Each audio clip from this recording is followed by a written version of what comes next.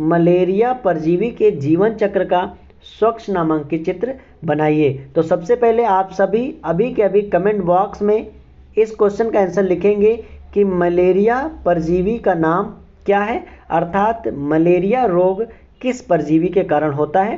तो चलिए इसका आंसर देखते हैं।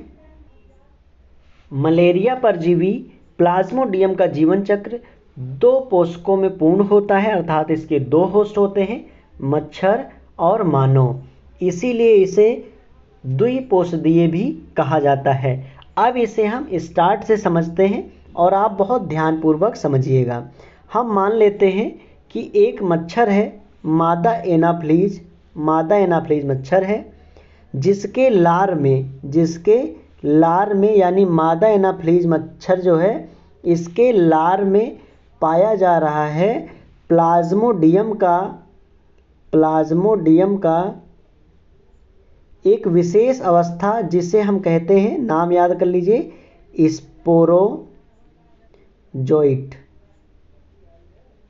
स्पोरोजोइट एक विशेष संक्रामक अवस्था होती है और यह उपस्थित है इस मादा मच्छर के लार में। अब जब यह मादा मच्छर किसी स्वस्थ मनुष्य के त्वचा में काटती है या किसी मनुष्य के त्वचा में काटती है, तो क्या करती है, इसके लार के साथ साथ जो स्पोरोजोइट हैं वो प्रवेश कर जाते हैं किसमें, मानव के रुधिर में। तो इस तरह से मादा जो मच्छर है उसके लार में उपस्थित स्पोरोजोइट, और हमने बताया स्पोरोजोइट जो है वो प्लाज्मोडियम की संक्रमण अवस्था होती है और ये बहुत छोटे छोटे जीव होते हैं। काटने के साथ साथ ये मानव त्वचा में रुधिर में पहुंच जाते हैं। अब रुधिर में पहुंचने के बाद ये डायरेक्ट पहुंचते हैं कहाँ पर, मानव के यकृत में, यानी इनका जो प्रारंभिक विकास होता है वह होता है मानव के यकृत में।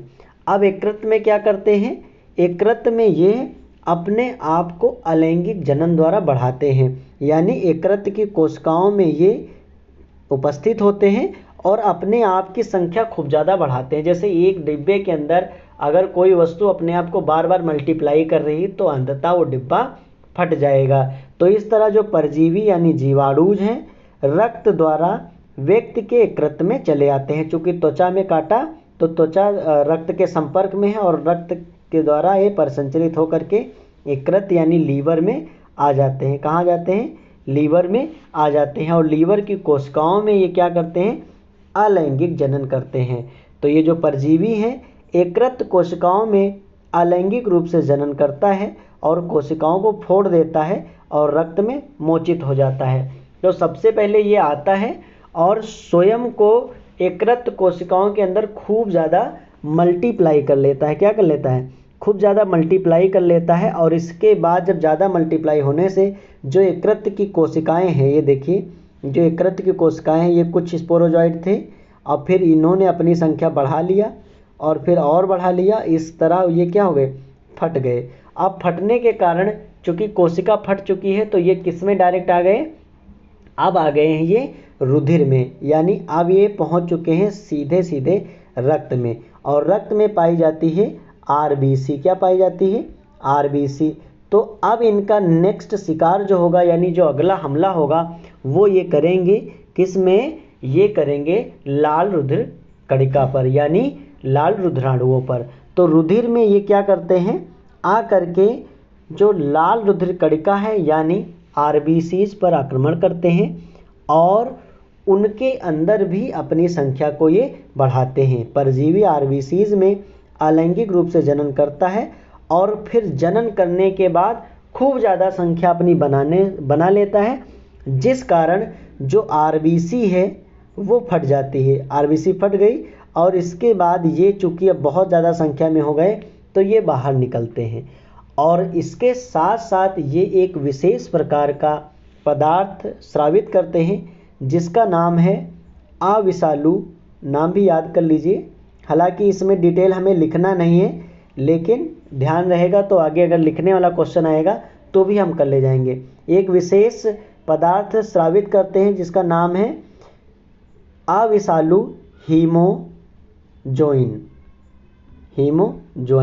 जब ये आरबीसी फटती है तो एक विशेष प्रकार का पदार्थ निकलता है जिसे कहते हैं अविषालु हीमोजॉइन, जिसके कारण क्या हो जाता है, अब शरीर को सिग्नल मिलने लगता है जिससे शरीर में जो ये मलेरिया रोग है इसका प्रभाव देखने लगता है। और इसी पदार्थ के कारण ही शरीर में ठिठुरन और ज्वर होता है। अर्थात अगर कभी क्वेश्चन पूछता है कि कौन सा पदार्थ जब मलेरिया होता है तो ठिठुरन और ज्वर का उत्तरदायी है, तो अविषालु हीमोजॉइन। अब चूंकि ध्यान से समझने वाली बात यह है कि जो स्पोरोजोइट, ध्यान से देखिए, जो स्पोरोजोइट मादा मच्छर से काटने पर त्वचा के संपर्क में आते हैं और फिर रुधिर से आते हैं यकृत में, और इसके बाद स्वयं खूब ज़्यादा डिवीजन कर लेते हैं और फिर यकृत कोशिकाओं को फाड़ करके पहुंच जाते हैं रक्त में, जहां इनका अगला शिकार होता है आरबीसी, और आरबीसी में भी अलैंगिक जनन करके और खूब ज़्यादा संख्या बढ़ाते हैं और उसको फाड़ देते हैं। इस प्रकार ज्वर और अन्य लक्षण का चक्र शुरू हो जाता है और मोचित परजीवी जो है वो नई आरबीसी को भी संक्रमित करते हैं। अर्थात एक आरबीसी अगर संक्रमित हुई थी तो इसमें बहुत सारे बन गए, अब ये फिर से जा कर के अगले आरबीसी को संक्रमित करेंगे।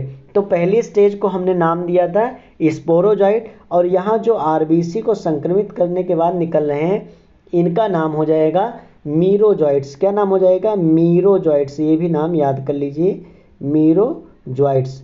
तो ये जो विशेष अवस्था होती है वह बन जाती है लैंगिक अवस्था। क्या बन जाती है? लैंगिक अवस्था बन जाती है। यानी यहाँ से निकलने के बाद जो ये अवस्था बन के आई लैंगिक अवस्था, वो क्या होगी?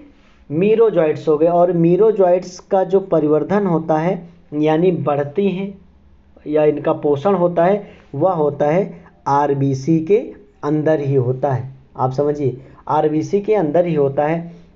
अब चूंकि आरबीसी किस में है? रक्त में है, और ये रक्त पूरे शरीर में संचरित हो रहा है और इसमें दो तरह के युग्मक जनन बन जाते हैं, युग्मक जनक बन जाते हैं। एक नर होता है और एक मादा। इस तरह से बहुत सारे युग्मक जनक बन जाते हैं और ब्लड फ्लो के साथ साथ टहलते रहते हैं।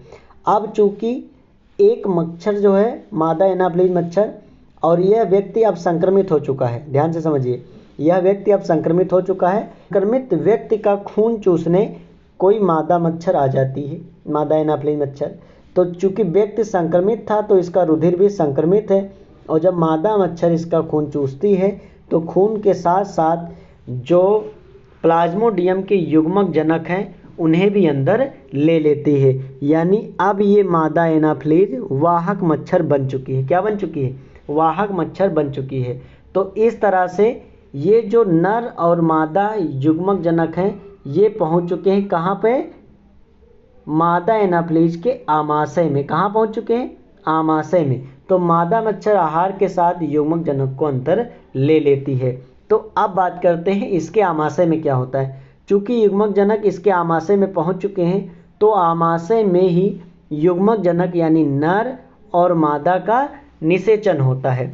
मादा मच्छर के आमाशय में यानी पेट में युग्मक जनकों का निषेचन और परिवर्धन होता है। मतलब यहीं पर ये बनते हैं और यहीं पर बनने के बाद आमाशय और आंतों में इनका क्या होता है? परिवर्धन होता है। मतलब ये विकसित हो जाते हैं।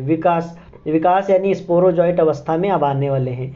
मीरोजोइट से किस में बनने जा रहे हैं? स्पोरोजोइट अवस्था में बनने जा रहे हैं। अब जब इनका परिवर्धन हो चुका होता है तो परिपक्व संक्रामक अवस्थाएं यानी जिन्हें हम हिंदी में जीवाणुज कहते हैं। क्या कहते हैं? जीवाणुज कहते हैं। ये इसको इंग्लिश में स्पोरोजोइट कहते हैं, तो कंफ्यूज मत होइएगा। जीवाणुज मादा